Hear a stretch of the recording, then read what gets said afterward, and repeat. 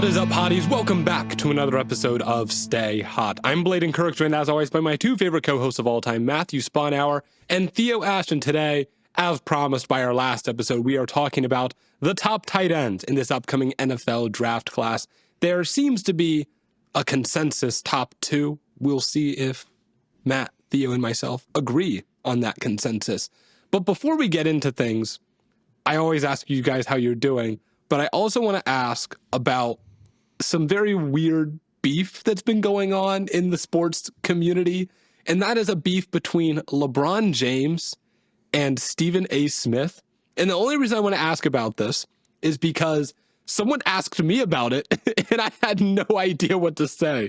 So what am I missing? How did this start? What is going on? You're not missing much. Okay. People have to decide whether or not they dislike the Stephen A stuff. And if they do, then they have to stop talking about it when he's like, I would have swung on LeBron. And they're like, no, you wouldn't. LeBron would beat. It's like, obviously, LeBron would beat up Stephen A. Smith if they got into a fight. But like, I don't know. It's just like Stephen A., you know, is just like, he's saying whatever to rile up whatever, to get attention on whatever. You know, I'm not even necessarily like the biggest Stephen A. hater. It's whatever. It's, you know, like hot take programming, TV stuff. Like it is what it is.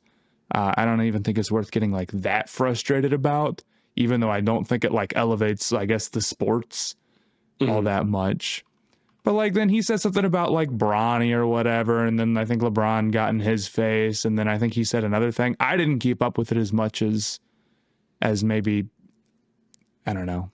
He said that LeBron was like failing as a dad, putting Bronny in the spotlight. Yeah, and then like LeBron confronted him courtside, and then Stephen A. went on a big rant on ESPN about like what he would have said if it wasn't courtside. And then LeBron went on like the Pat McAfee show and was like kind of dishing on everybody, including Stephen A. and Brian Windhorst and all kinds of guys. And then Stephen A. like went back at him again and said, like, I would have fought him if we weren't courtside. And then it's just evolved. But really, Stephen A. has a weird obsession is what I would describe it as. Like, I truly do not think Bronny has to be any kind of story at all. I don't think his path is unusual for a second round pick.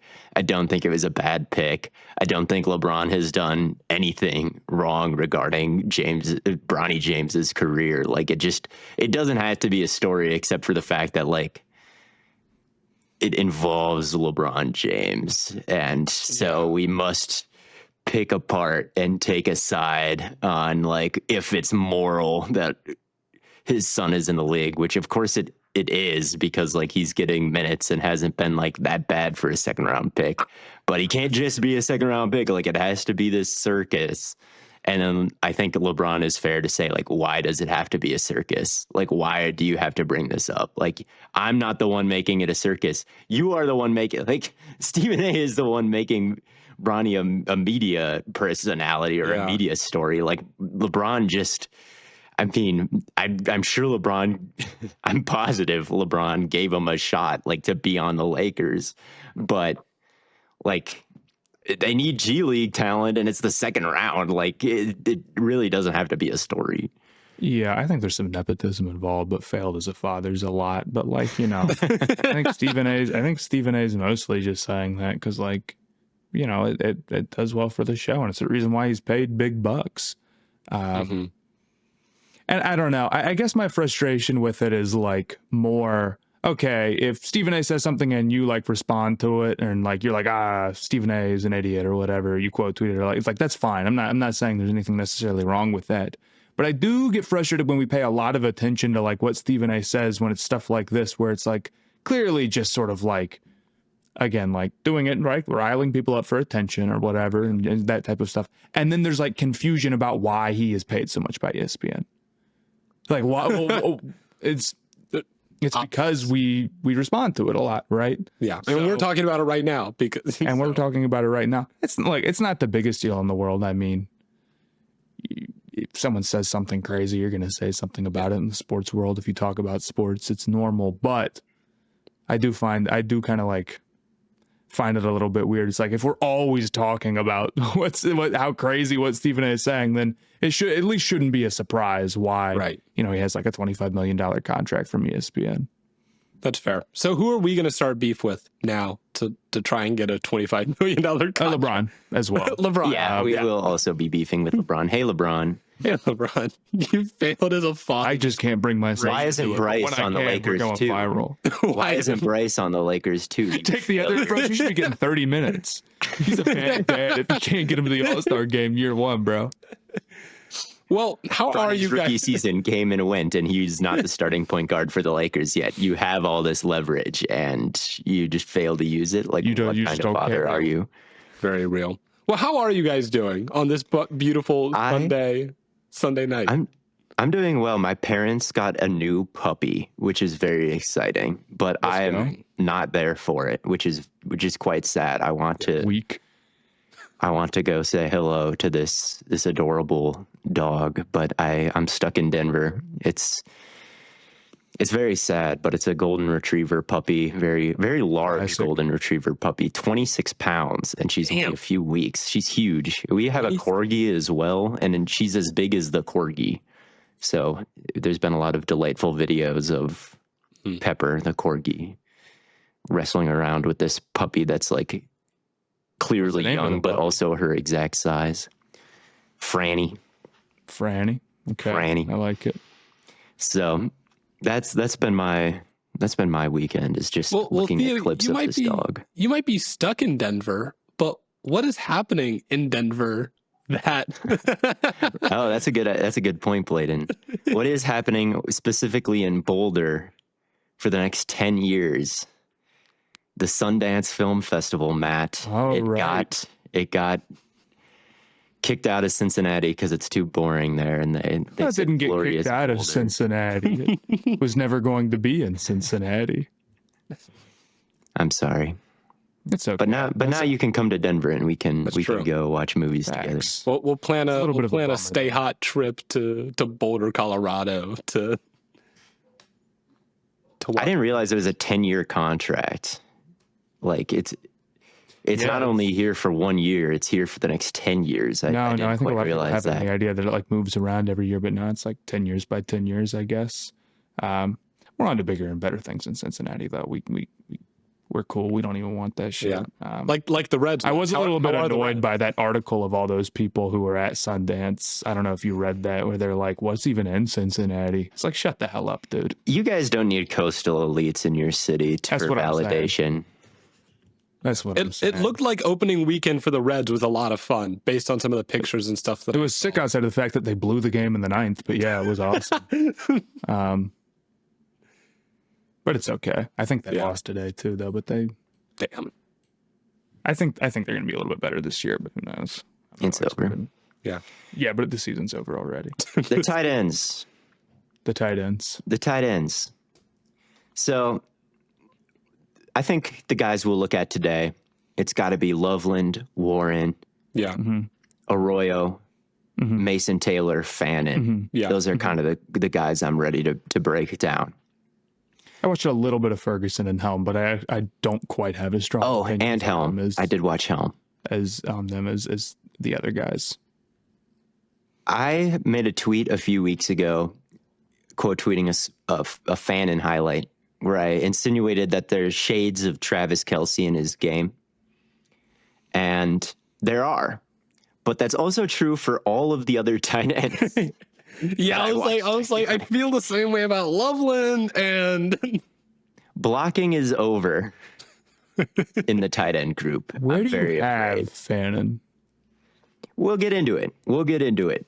But I just am talking about the class as a whole. I just feel like all of them have this intense receiving skill set, and I agree for the most part. And none of them that I've seen so far are really impact blockers, but they're all like pretty great receivers, I'd say. That's kind of the common theme with the top. It's a lot more receiving for sure. I think there's a handful of guys who I think are a little bit better on the blocking side, not necessarily better receivers in blocking, but stand out to me as guys who either are good now or have some potential.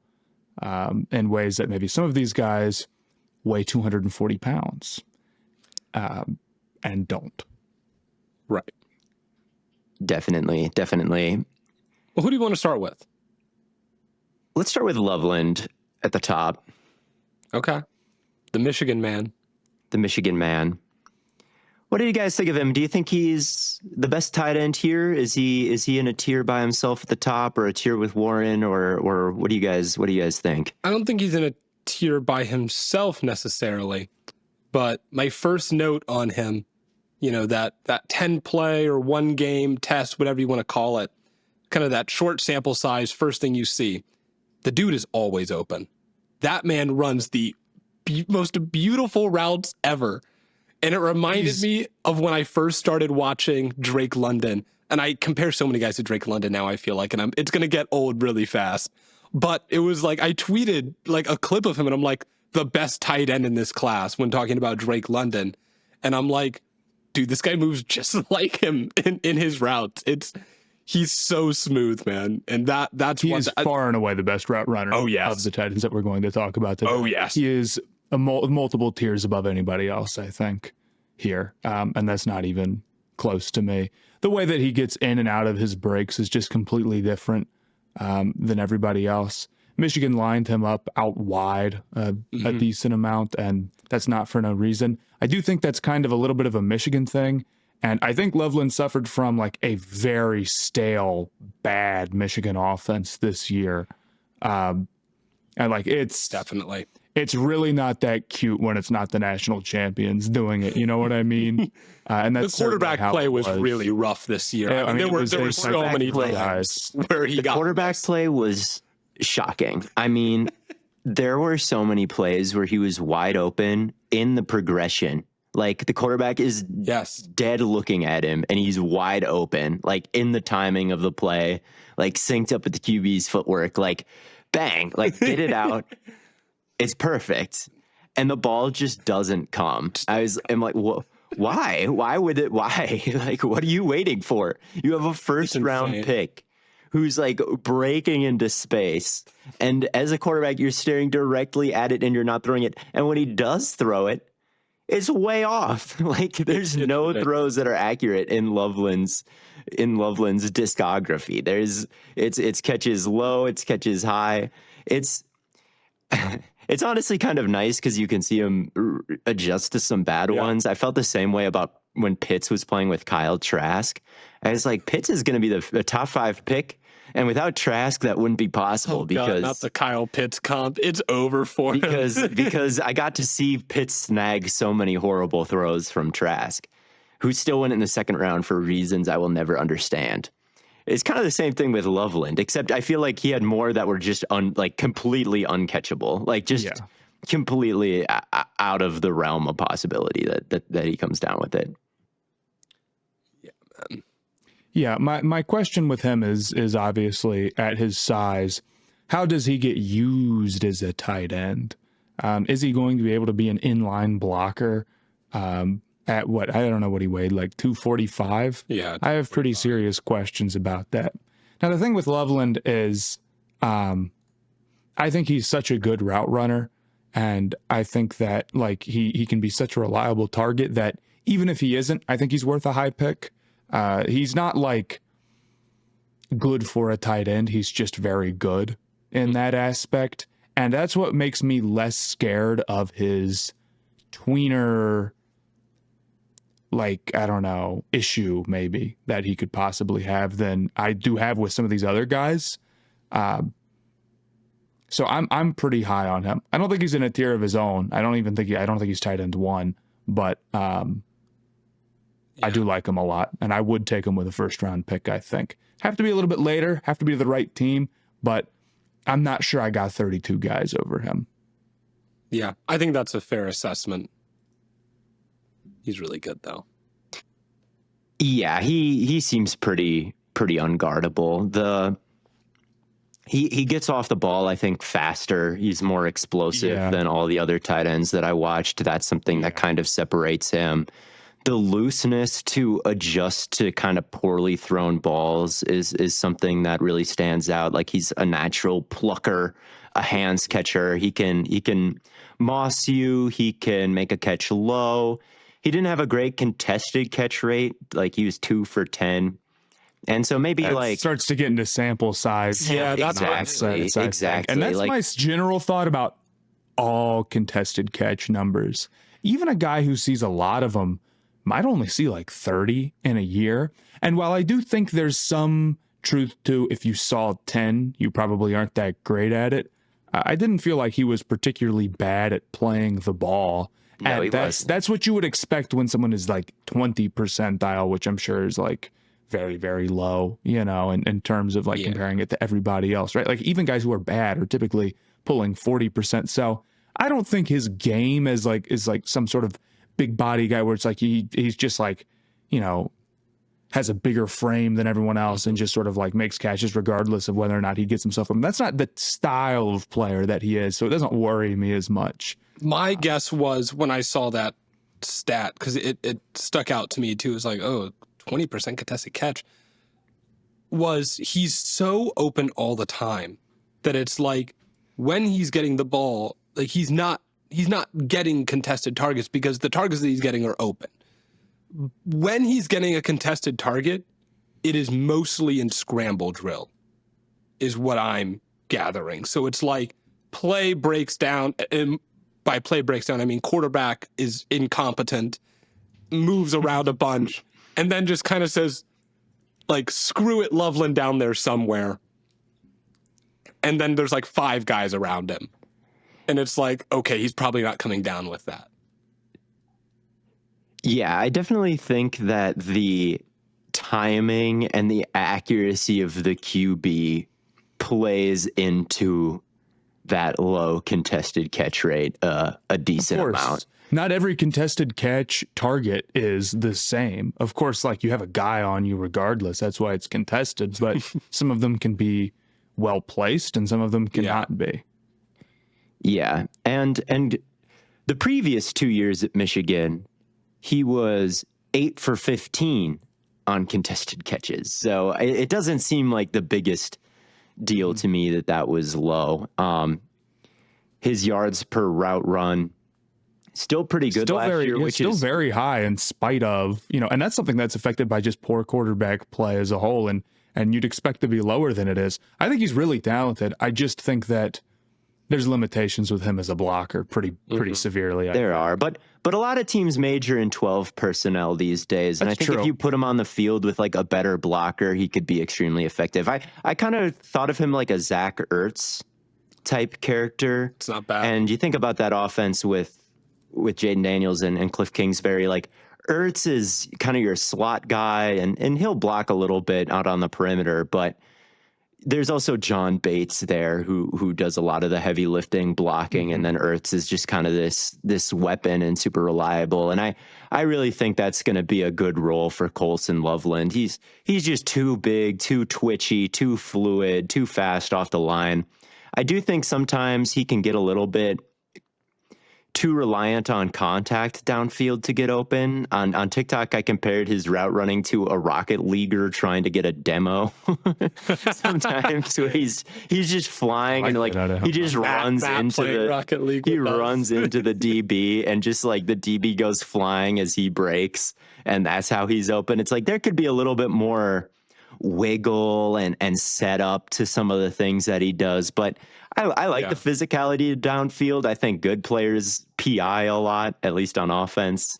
And, he's a rookie. None of these guys are going to come in completely polished. I don't think there's anything about it. Yeah, exactly. I don't think there's anything about his athletic profile that suggests like, oh, he's too stiff to like wiggle at the top of the route and develop. I've seen him make plenty of like super nice wiggle routes, like in close quarters, you know, on the goal line and stuff. He's able to make guys, you know, set guys up really well, make a miss. Again, I think he moves like Drake London in and out of his breaks sometimes. I'm like, that guy he's nice with it. I don't know. But is he as good as Tyler Warren, another Big Ten guy, Penn State? Theo, you came into our last episode saying you had some concerns with him. I had only seen bits and pieces in passing, And I had noticed some things that I was a little bit concerned about, but I hadn't watched them entirely. Matt, I was under the impression that you are a big fan. Would you like to start this off then with some positive Tyler Warren speak? Yeah, I mean, Warren is not like, I don't know, some perfectly complete tight end, right? Like there's a certain skill set that he falls into, as is true for every single tight end that we're going to talk about today.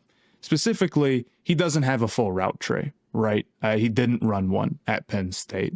It was a lot of quick outs and digs and slants and screens. It was a lot of screens. And I mean, it was probably, you know, it was a healthy amount of wildcat stuff on top of that. Penn State ran a very weird offense that was centered around him a lot. They have these like sort of delay middle screens, which I love. Delayed screens a ton. They more effective in college, of course, than in the pros, just because of how you can set them up. But regardless, I think anybody who can get creative with Warren like that is going to have a serious weapon, because he's pretty fantastic after the catch. His numbers in terms of like the screen game, I'm sure, were fantastic. And he's somebody where it's kind of like Tucker Kraft, and in the sense that when he's running, it's just like he's just such like a unit to bring down, like his just overall force that he's generating. I mean, he's like 260 pounds. This guy is serious tight end size in a draft where there's not many people who are. Yeah. And it's very rare for him to be stopped either without him dragging you forward 4 yards or seriously trucking you, right? On top of that, I really don't think he's that far off blocking wise. He has the size that other guys don't. And while he's not always super consistent, there's a lot of times where he's doing serious, like number one blocking tight end stuff, where he's sealing guys off, but he also has the ability to maybe go out and reach somebody and hook them in or drive guys down the field. So I think there's like a pretty decent skill set there as it is. On top of that, he has very good hands. Now, could he slip down the draft because it's going to take a certain team who wants to have a weapon like that in their offense, whereas like, you know, a regular X receiver everybody could use? Yeah, it's possible, but I still think Warren's a pretty great player. Yeah, I think he is a lot of fun. He is a lot of fun, especially with the ball in his hands after the catch. There's a term that often gets used for offensive linemen. They call it building your house. And that is when they get into their pass set and it's vertical and there's a little bit of space between them and a rusher. You know, you start to bend your knees, you start to load your punch, you start to get ready for the power, right? And you're building your house, you're getting ready to set an anchor. That was kind of what came to mind when I watched Warren in the open field. Like, he catches it and then he starts to build his house. He like tucks both hands on the ball and he starts to lower his shoulder, and you're like, oh no. It seems like he gets more powerful as the rep goes on, because he just keeps like building and building momentum, and he just runs through everybody. I mean, the USC game is a hilarious one to watch. He had 17 catches for over 200 yards in that game, and most of it was after the catch. 145 yards after the catch. Damn. In that game. Yeah, that's 693 yards after the catch overall this season. By the way, Colston Loveland had he didn't have 693 yards. No, he had 582 yards the whole year. Warren had that after the catch. His fault. So he is a serious problem, and he has a brand of saltiness in his game and toughness to his game that you like to see from a tight end. Like, tight ends need to have a lot of dog in them. Like, ideally they're the biggest dogs on your offense, I'd say, right? Like, when you think of Gronk and you think of Kittle and you think of just kind of all these crazy people who are elite tight ends, Tucker Kraft, like you said, Matt, kind of a wild guy. I feel like Warren has that kind of play demeanor in a class where it's kind of lacking, which I appreciate. However, like the USC game, he doesn't beat anybody. And that's my concern. Like every single catch he gets is just wide open underneath. And I do think that as a route runner, he's just very slow. Like we haven't seen his testing numbers. He hasn't run. I don't think they'd be very good, to be honest with you. Like I don't think he'd run very fast. I think he gets gassed over the course of the game. Like there are some fourth quarter crossers that he runs and kind of deeper routes where I'm like, it looks like he's walking. Like there's just no possible way that he is detaching from NFL linebackers or DBs running routes like this. It just, I don't love his foot speed. I don't love his separation at the top. He's good at kind of being physical with people, kind of like Loveland, where he's good at kind of shoving guys off and using his hands and his shoulders to kind of bully people down. But like NFL guys are going to be able to recover against that kind of thing. Like when you really are willing to get physical with him and really just pay attention to him at all, unlike what USC was doing. Like, I'm worried that you're going to, like, NFL teams are going to be able to shut him down as, like, a traditional tight end or a big slot player. That's what I really didn't like about him, the route running and the separation versus man. Yeah, I think you guys really hit on everything pretty nicely. The first thing that I thought of when watching this guy is I'm like, okay, if I were in high school, like, this would be the guy that my coaches would show. He's like, that's a football player right there. Yeah. Like, and it would, like, I expected to look up like his 24/7 or his huddle page and find out that he played like 5 different positions and 7 different sports. And you know, he was a starting quarterback. He played baseball and he played baseball and basketball in high school. Like, he did a lot of stuff. But like you said, Theo, I think as an athlete, like, he is just not the fluid mover that Loveland is. And that does concern me. And I don't think he has the speed of even like a Kraft. Yeah, I see that too. I think he's good off the line. I completely disagree with this. He also weighs 20 more pounds than Loveland. That's true. They aren't even the same player. And you're discounting the fact that his contested catch ability, which I know you saw in that USC game when he sunned that guy for a touchdown, is fantastic. Because he has great hands and a huge frame. He does. I don't disagree that he's not the greatest tight end prospect ever because, like, there are limitations to the route tree that he can run. Absolutely. And I don't disagree with you about, like, sometimes it doesn't seem like he's going 1,000%, albeit in that USC game. That was just a brutally long game where he saw, a million targets. He got as much work as you could ever expect anyone to get. But I actually think that you guys are underestimating. I'm not saying he's a crazy athlete. I'm not necessarily disagreeing, but like his change of direction is worse than a lot of the guys in this draft. And maybe his top end speed is worse than a lot of the guys in this draft because this guy is actually tight end size, where a lot of these other guys aren't actually tight end size and can't actually do tight end things. To me, I think this guy is a threat in a lot of ways. You can either get him the ball. I don't think his routes are terrible in the short to intermediate stuff that he's working with when he's really getting up to it. I think that he's got a lot of potential and has showed some good stuff on tape as a blocker. And I think he has the ability to go. And if you don't give, a serious attempt to stop him, I love one-on-one targets at him as well. I think that combination of things makes him a potential to be a very, very good player. Now, somebody who maybe won't necessarily be able to go run a full route tree and line up as a big slot and just like go and win necessarily all of the time, and you have some concerns with that, I can see not going in the top 10 like maybe he's mocked sometimes. I can get the argument against it. But I disagree that he isn't the first round draft pick. I think he shows a lot of good stuff. I do think he's a first round guy. I will say that much. My concern is mostly like, okay, he's billed as this like hyper dynamic, hyper versatile. You can line him up anywhere and do anything.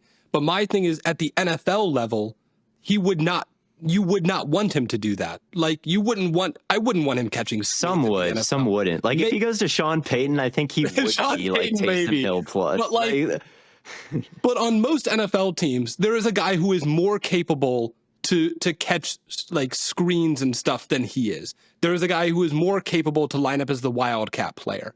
There is a guy who is more capable at a lot of different things. But I don't think there's someone more capable of lining up as the wildcat player as much as like the quarterback should be behind center. Like, you don't need to install all these. He has to end up with a coach who like just loves to figure out a way to get him in open space where he can use his rack or sneak him out some weird way where he can make a catch behind the defense like Penn State did when they lined him up at center and then sent him downfield when he made that contested catch versus USC, Matt. Like, he needs to end up with a coach who just like lives to do that kind of thing, which I think like there's more teams that are willing to do that type of stuff. It's good stuff. It's good offense. You know what I kind of think a good fit would be? Chicago. Him and Ben Johnson. I think Ben Johnson would have a lot of fun. I think so too. But he's also somebody who's big enough and I think has enough other tools to constantly be on the field. You would want him on the field every single snap. This isn't some like gadget guy. It's a gadget guy who also has great potential as a blocker and great hands and is a great safety valve type of guy. I think there's a lot of other stuff that he does. Maybe the absolute peak of his powers aren't unlocked unless you have a certain type of coach. But this isn't some guy that wouldn't like make the field for a lot of teams. No, that's true. You can definitely have him on the field all the time. It's just like you wouldn't get the ball all the time the same way he did at Penn State. That's a big ask. It is a big ask. Yeah, he got the ball a ton last year. It's funny because he didn't get the ball a ton. He had 422 yards in 2023, and he had 34 receptions. And then this year they were like, well, I guess we'll start handing him the ball like in every single conceivable way after he's been at the school for 3 other years, which I don't really think that's a negative. It's just kind of funny that they had this realization. He's my tight end 3. I just didn't love him. I didn't love the separation ability. I do think he's like slow, and I also don't think he's the greatest blocker. I think he's good like as a fullback. Like, he has a play versus Josh Downs in Ohio State where he like fires off the ball as a fullback. It's this running start and like cleans Downs out. But when he's in line like blocking ends, I don't think his technique is very good. I think he drops his head a lot and like loses. Like, I thought he would be better just as a defensive end remover than he is. So I'm thinking about him. I'm like, he's really got some issues as a blocker and as a separator. And I also think, as good as his hands are and they're reliable, I had some issues with his kind of range as a catcher, I'd say. Like, the USC catch is phenomenal where he suns that guy, like you said. But I think his contested catches happen in a very specific kind of way where he kind of leaps and attacks the ball and almost bear hugs it in the air. Like, he's kind of this. Terry McLaurin does that, though. He does. Yeah, that's a good comparison. That's a good point. Where he is kind of looking to kind of clasp it with kind of both hands in his chest a lot. And there were times where he had to kind of adjust to a catch that was kind of above him or kind of above and behind him, where like you kind of got to have some looseness and some fluidness, I think, to make the catch. And in those situations, I thought he kind of struggled. Like, he just doesn't really feel like a speedy, fluid tight end who's like a real threat downfield. And he also has, I think, he's an interesting blocker from some positions, but I don't think that he's going to be like some great blocker in the league right away. I saw the appeal, and I think some play callers could do some interesting things with him, but maybe I need to be more creative in the way that I think he had more good moments blocking in line than bad. Maybe it doesn't work like that at the NFL level. But I mean, like, he's at least leagues above almost everybody else here who won't be in line blocking, won't be doing it. But they're good receivers. Like, they're great. Well, let's talk about the next guy then. Well, Harold Fannin Jr. Okay. Goat. No. You don't like Fannin? No. This can't be real. No. This can't be real life. We're talking about, first off, Fannin's change of direction is no. is no star, is it? Dude, he broke 34 tackles this year. I don't care. No, you're right, Matt. That is he is stiff and slow as well. So here's what I want to hear about Fannin. First off, Fannin will not be seriously a tight end in any way. He's a big. No, he's a wide receiver. He's Anquan. Okay, that's fine. Then there is no good for a tight end that will be mentioned in his scouting report. He's a wide receiver. Yes. That's perfectly fine with me. He broke 34 tackles and had 74 first downs. Led college football in receiving. My heart. Where do you have Nick Nash on your board? Dude, where do you Nick have Nash him? wasn't efficient. Oh, okay. Nick Nash also didn't play at Bowling Green. Yeah, he played at the same shit like San Diego State. He had 3.77 yards per route run. That's the most of any receiver in college football that had at least like 100 targets. Okay, he had great college stats. I can't argue with that. Like, he is just such a powerful runner. I get the movement isn't that great. He's not super fast, but his screen game almost as good as Warren's. I don't know, man. When people draw up touches for him, it's almost as good as Warren. I can't disagree with that. It might be better. He just he runs over everyone. He's such a powerful player. Here's my thing with him. My heart tells me one thing about Fannin and my head tells me something else. Okay. That is ultimately how I feel. When I watch Fannin, I feel like every single football playing instinct that he has is just correct. Like, he just, any assignment that you give him, like any route, any throw, he's gonna like do the right thing, even though he is stiff and he's 240 pounds. Like, the body and the type of player that he is, it is really hard to find a fit for him somewhere on the field because, he can't inline block at all. But could he be like an Amon-Ra St. Brown type of play? Like as a full-time, no, he's not Amon-Ra St. Brown. Oh, he's not St. Brown's changing. That's night and day. Come on. Night and day. Amon-Ra St. Brown was like a 5th-round pick. Like, he's just a guy coming out of USC. And Antonio Brown was a 6th-round pick. I know. But it's just with Fannin, it's just like versus Penn State, he tore those guys up. He tore up Penn State.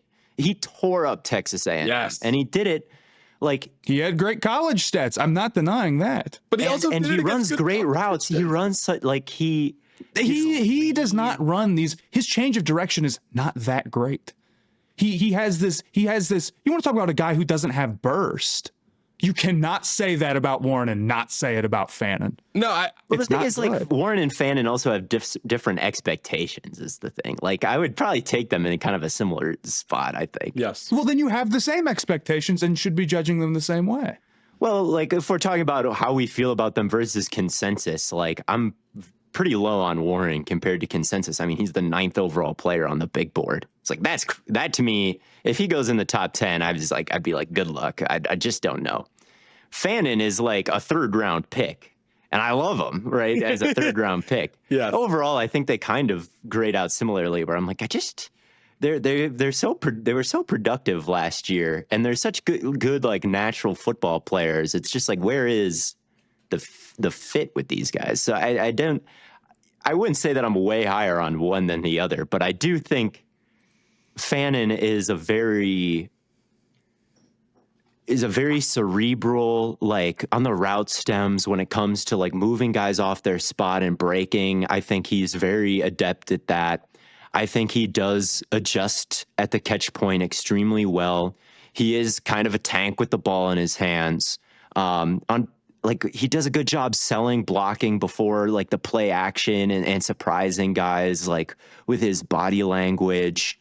There's a lot to like about him, and you compare him to Nick Nash. Like, Nick Nash had 161 targets. He was a total fraud. Like, Nick Nash caught 83% of his on-target catches at San Jose State. He just had 161 targets. Like, Harold Fannin caught 96% of his on-target catches. Like, he had 4 yards per route run. He accumulated, 78 points of EPA. The next best guy was like Travis Hunter was at 57. I just do not give a damn about what EPA he got at Bowling Green. It's just not a good argument for a prospect. It just isn't. The production being off the charts does matter to me a little bit. It's great. But here's the thing. I agree his production is good. Okay. But it's too much of his argument. When there's a much bigger question of where exactly does he fit in? Let's say the truth. His change of direction is not good and it affects his route running. I agree that he has good feel for zone. I can't deny that. I think that as an up like the seam guy, he's really awesome. You can see him make those adjustments to get into the right spot where the quarterback has a chance. And I think as a screen guy, he also has some serious potential when he's able to build up his speed. When he has the opportunity to do that, yeah, he can make some things happen. He also didn't really run that great of a 40 time. I don't think his top end speed is that amazing. 4.71. It's bad. Yeah, I mean, it's fine. It's whatever. It's fine if he didn't weigh 240 pounds, though. Like, if you're 240 running that. 6'4", 230.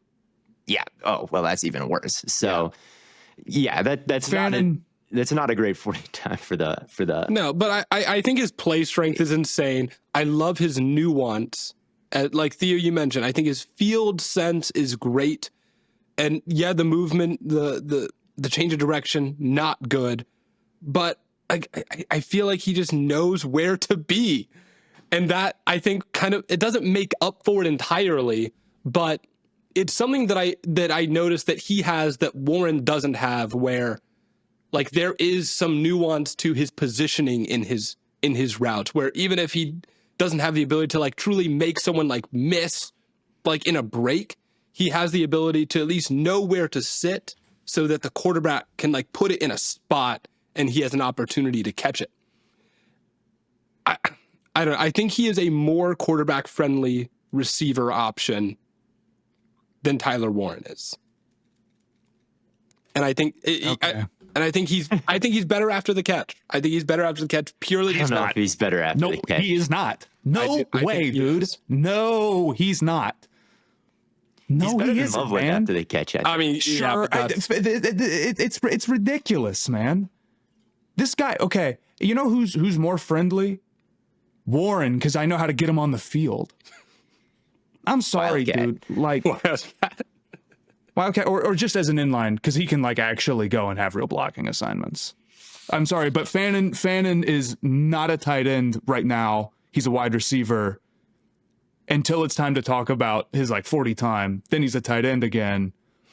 And he'll be whichever one is better for whichever thing we're talking about. He's a wide receiver that you can put out on the wing. You know, like I wouldn't want him playing like that much in line and like blocking, but I do think, I don't know. I think there's a lot, like, again, a lot of these guys are terrible. If a wide receiver ran routes like him, would you be like, that's awesome?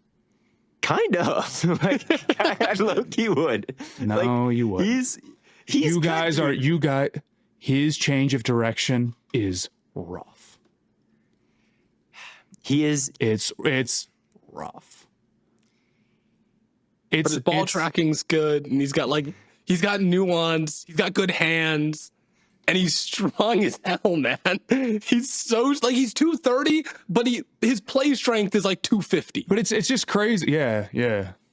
Especially against those MAC guys. He did it against Penn State and Texas A&M. Like, there's tape. He cooked Penn State, and that's one of the top defenses in the league. He cooked Penn State. He cooked Texas A&M. He kept them in both of those games. Yeah, right. Those Bowling Green almost won both of those games, like 100% because of Harold Fannin. Like, and he has this play versus Texas A&M where like he catches it and it's kind of wide open because they blew an assignment.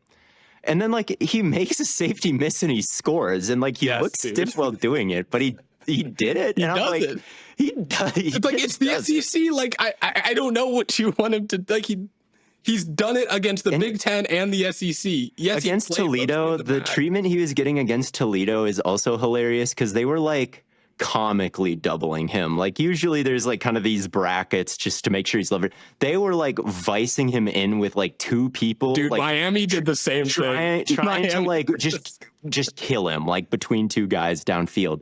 And like he would always find some way to like slip through the cracks. Like he'd have this like swim release through the like over people, and he would just find a way to kind of be physical and separate at the end of the day. And I was like, I don't know how it'll work.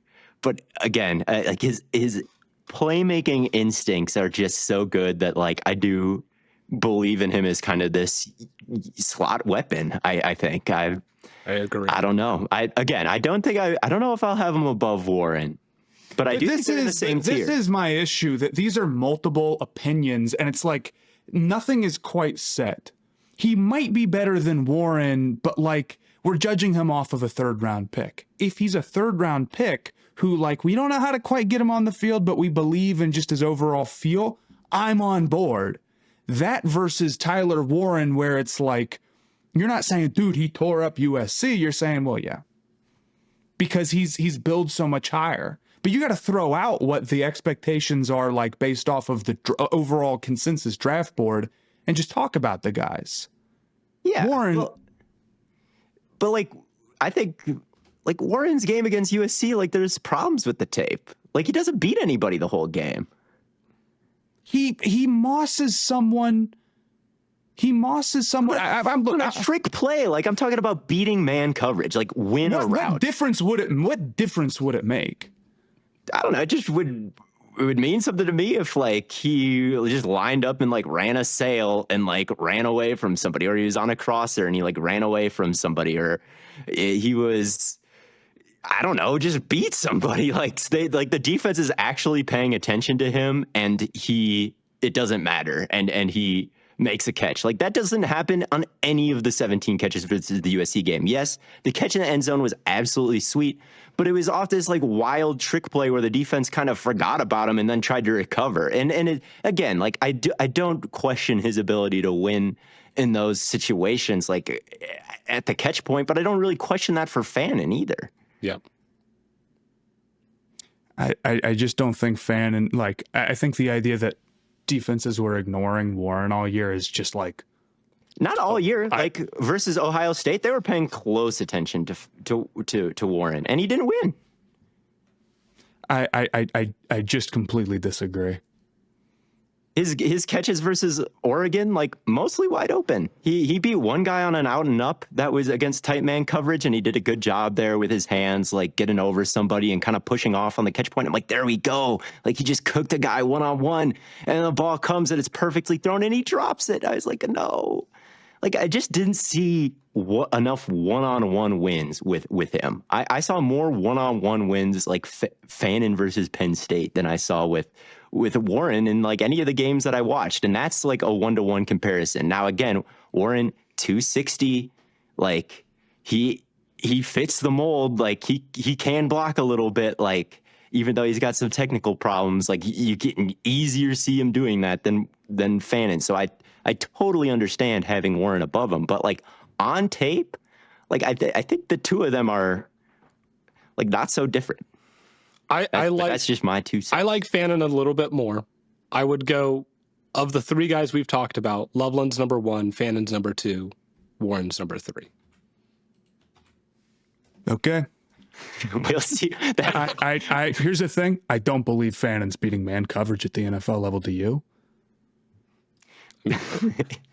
I don't think Warren is either. So, well, you don't even think he's going to win against man coverage, but he's this great route runner, right? No, it's not that he's not a great route runner. It's that he has nuance in like the same, like it's more like he understands leverage. And it's like if someone's on his upfield shoulder, he knows, okay, this ball has to come like low and away. And so he's like, he knows how to prepare for that in just, it's a weird nuance thing that like it's hard to describe, but like Theo said it best. It's just he just knows to always do the right thing. He's not a blocker. He's not a blocker. He's kind of got a weird athletic profile.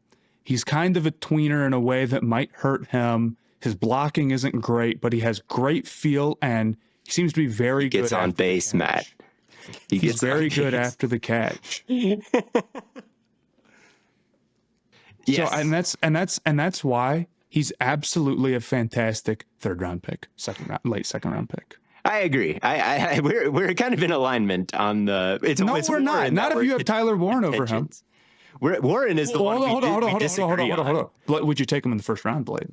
Yes, I would take all three of these guys in the first round. Okay. I have no problem saying that. I would take Loveland in the first round. Okay, then I'm just saying we don't all agree. And then I would take Warren and Fannin in like the late second, maybe third. Damn, you're that low on Warren. I don't know, man. I just think, I don't know. I guess I am. But I only got like 12 first round grades. Yeah. So I mean, having Fannin as like a second round pick even would be like pretty high on him, because I mostly see him mocked like after pick 100. After the combine, Fannin Hive is struggling, but he's gonna get in. He's gonna be someone's security blanket because he does all the little things right. But little things right, man. He just cares. Anyway, he just cares. after this contentious segment, how do we feel about Arroyo out of Miami?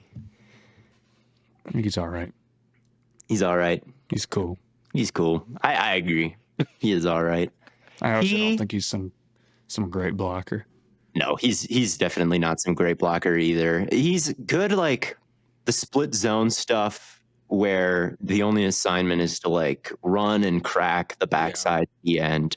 Like he gets into it, you know, he tries to get low and throws his shoulder with some gusto, but the farther he gets downfield, the more kind of hesitant and the more his technique leaves him. And he just doesn't really have the frame or the impact in his hands or the width in his lower body to really remove people from the line of scrimmage, either in line. But again, none of these guys I think really do. So as a blocker, it's like, well, he's kind of got to be the same as everybody else in his class, besides maybe Warren, where you'd probably rather have him as a receiver in like a 12 personnel type of system, or he's constantly kind of in that sniffer position where he gets a little bit of a running head start and he's always kind of running the split zone game, which will be the fate of a lot of these dudes. And there's a lot of that in the league, so it's not the biggest deal.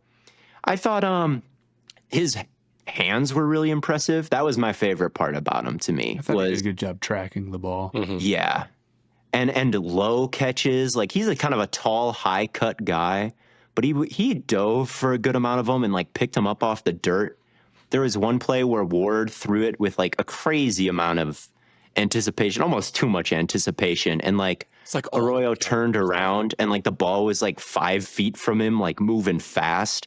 And he still like caught it with just a second to adjust and like turned it into a massive gain because the defense wasn't ready for the ball to be out that fast. He's comfortable kind of snatching it away from his frame over the middle, like tracking it over his shoulder, like you said, Matt. Like that was the part that I really enjoyed, is like this guy really seems like he has a truly elite kind of catch radius, and that includes the low catches. Yeah. That includes the low catches. I noticed his arm length isn't crazy. It's under 50th percentile, 33-inch arms, which is like still. Yeah, the really high catches, he's a tall guy, but it's like that's what I saw the least of was like the high point. But his wingspan is crazy. It's 81 1/8 inches. So he doesn't have crazy, it's just he's got like a wide chest, which kind of makes it, I think, difficult for defenders to like fight through him, because he's got like he doesn't have to box out. He's got like a natural box out going with just this chest that you have to like wrap around in order to break through his pass or break through any passes into his frame. So I think that does help out a lot, like him having this like really weird, like short arm, wide wingspan combo. Yeah, I don't disagree. I mean, I like him as somewhat of a vertical threat, and I think defenses respect that a lot. But like I said, I think I don't know where he's supposed to go. I do have a tough time picking him. I feel like he's almost built as like a second rounder. I don't know if I'm quite that high on him. No, I would take Fannin over him. Yes. I don't know if you have Warren over him, because I do. I have Warren over him. I do. Thank God. Blaiden, do you? Yes, I do. Okay. I do. Yeah. No, Warren's my 3. He's only behind Loveland and Fannin. The thing I don't like about Arroyo the most, the hands are good, the speed is good, I think. What I don't love about him is he's kind of stompy and kind of out of control, I think, with the ball in his hands. Stompy's a good word. Like, I was playing basketball the other day, and I am bad at basketball. And when I get the idea that I'm going to drive and the ball's in my hands, watch out, because I'm all arms and legs, just like doing whatever I can to try to get by somebody with like really no plan. And my strides are long, and I'm not under control.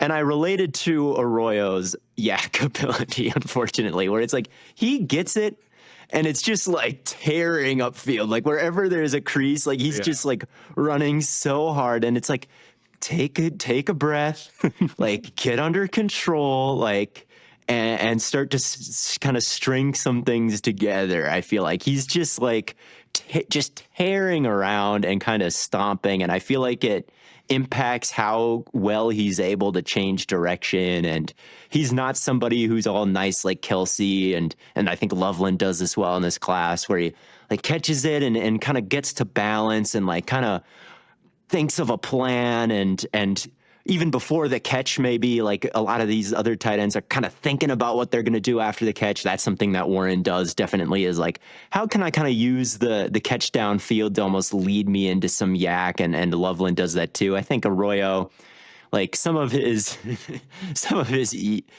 moments with the ball in his hands, I'm like, it's just a little wild to me, and that can also translate to his route running, where I think he can just like he's good using his hands again. Like I think all of these guys are pretty good shedding contact downfield and getting obstacles out of their way.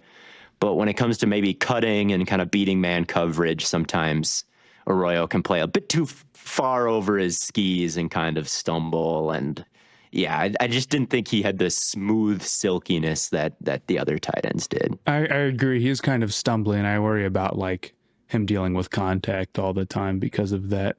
That was one of my concerns. I don't know. I don't hate him. He's just probably not a player I would draft, is kind of where I landed on him, especially if he's billed as like a second rounder or like even a high third rounder. I'm like, I don't know. There's only so much big slot I want from a guy who doesn't like, you can be 240 and maybe not be someone who's going to be able to like kick out defensive ends. I can live with that, right? But you got to really want to like run through dudes' faces at 240 at like the second level. And with Aurora, I didn't always feel like that. I just thought sometimes he really put his head down like pretty badly. You have to have a little bit of nastiness as a tight end. Yeah. So I don't know. I wasn't the highest on him.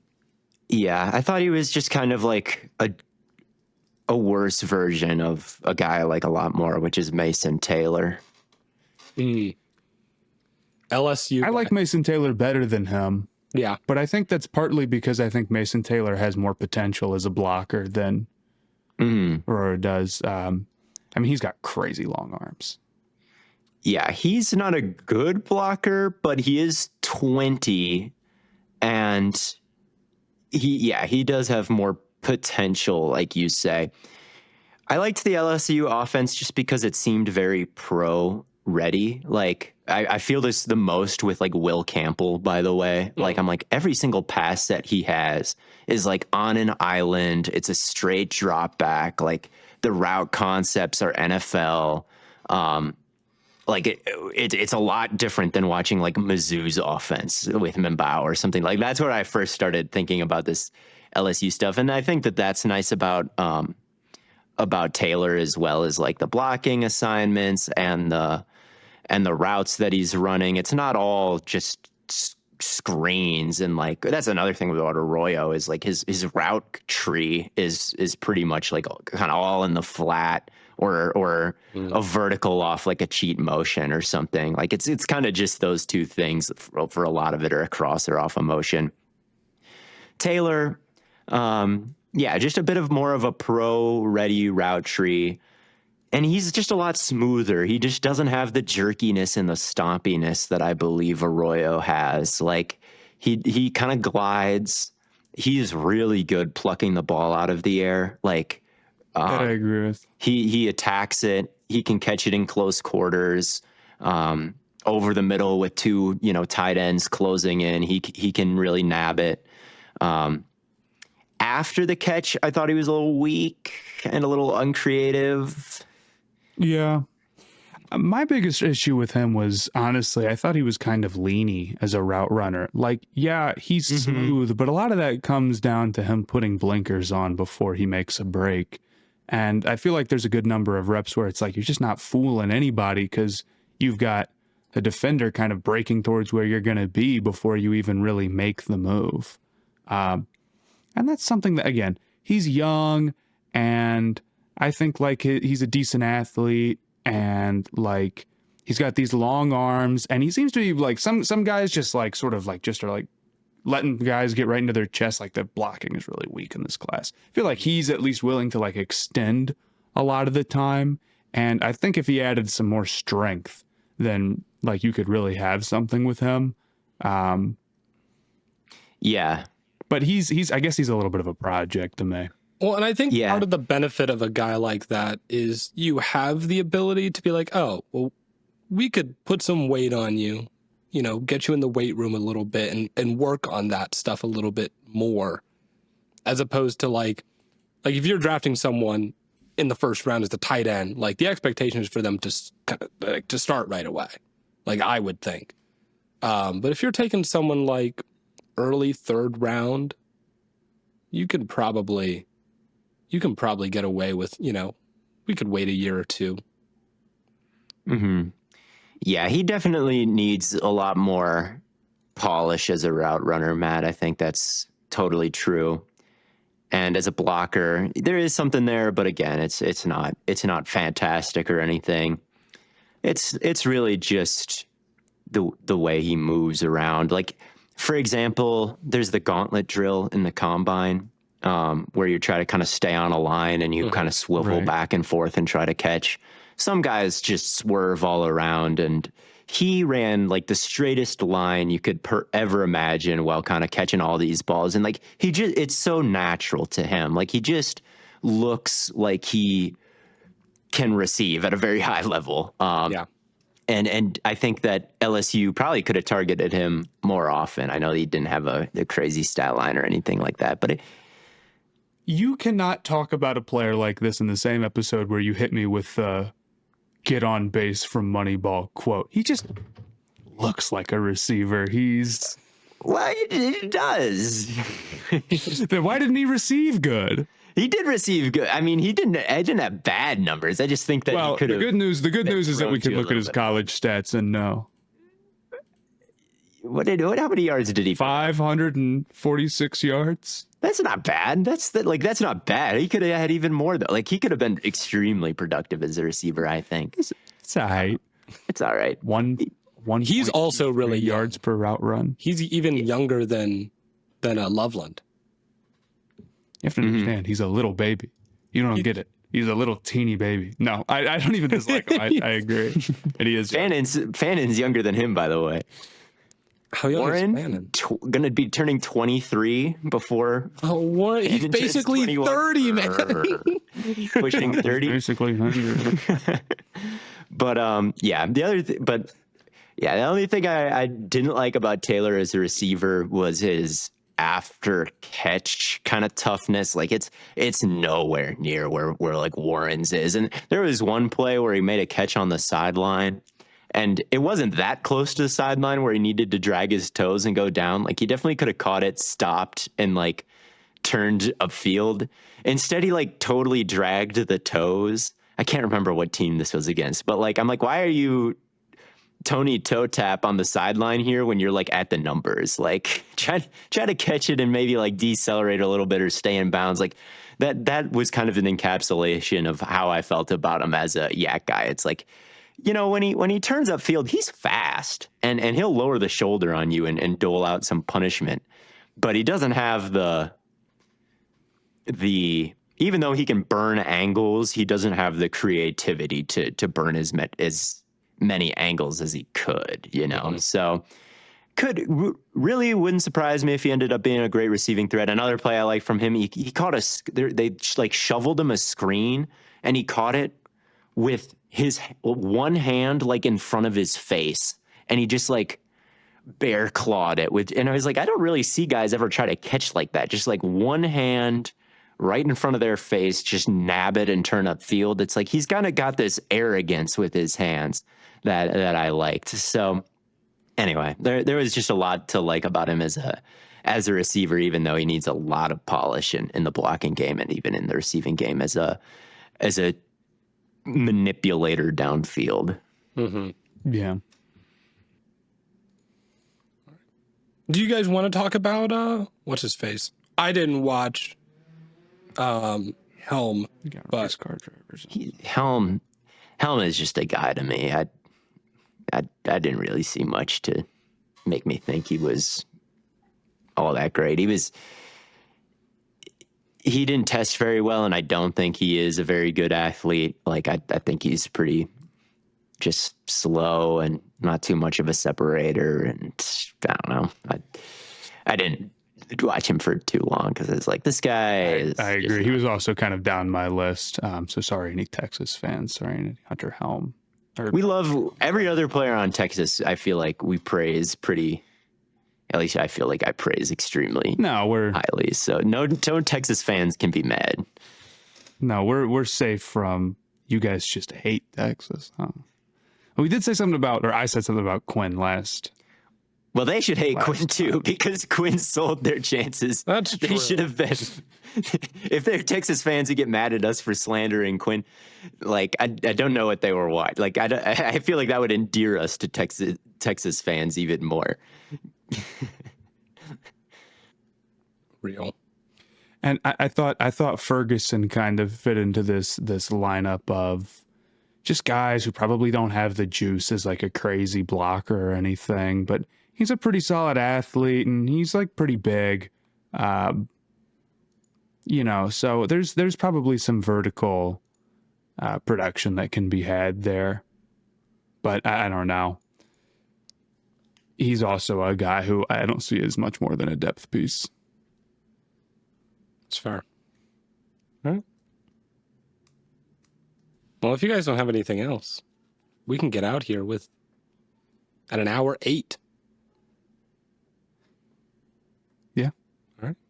Well, thank you all so much for tuning in to another NFL Draft episode of Stay Hot.